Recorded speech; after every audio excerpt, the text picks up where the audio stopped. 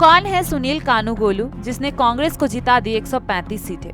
कर्नाटक विधानसभा चुनाव के नतीजों की तस्वीर साफ हो चुकी है। यहां पर भाजपा को करारी हार का सामना करना पड़ा है। कर्नाटक की 224 विधानसभा सीटों में से कांग्रेस ने 135 सीटों पर जीत का परचम लहराया है, तो ये भाजपा 66 और जेडीएस 19 सीटों पर सिमट कर रह गई है। कांग्रेस कर्नाटक में पूर्ण बहुमत की सरकार बनाने जा रही है।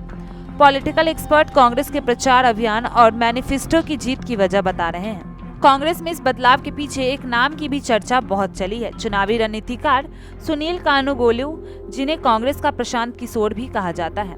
बता दें कि 40 साल के सुनील कर्नाटक के बेल्लारी जिले के रहने वाले हैं। उनके पिता कन्नड़ भाषी और मां तेलुगु। उनकी शुरुआती पढ़ाई लिखाई बेल्लारी में ही हुई, फिर पूरा परिवार चेन्नई चला गया। व्यक्तिगत रूप से सुनील बिल्कुल लो प्रोफाइल है। वह मीडिया की चमक धमक से दूर रहने वाले व्यक्ति हैं। उन्हें पर्दे के पीछे से काम करना ज्यादा पसंद है।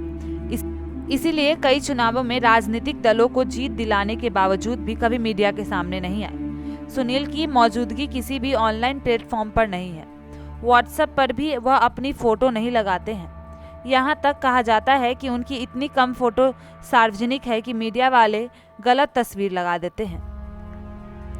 गौरतलब हो कि साल 2022 में खूब चर्चा चली थी कि प्रशांत किशोर 2024 लोकसभा चुनाव के लिए कांग्रेस की चुनावी रणनीति तैयार करेंगे। तब प्रशांत किशोर ने राहुल गांधी और प्रियंका गांधी से मुलाकात भी की थी।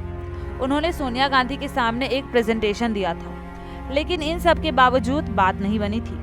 कहा जाता है कि सुनील को कांग्रेस में शामिल होने के लिए कहा गया था, लेकिन वे नहीं माने थे।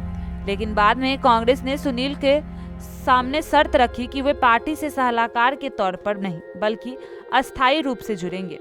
सुनील सहाय बात को मान गए और अब वह कांग्रेस के सदस्य भी हैं।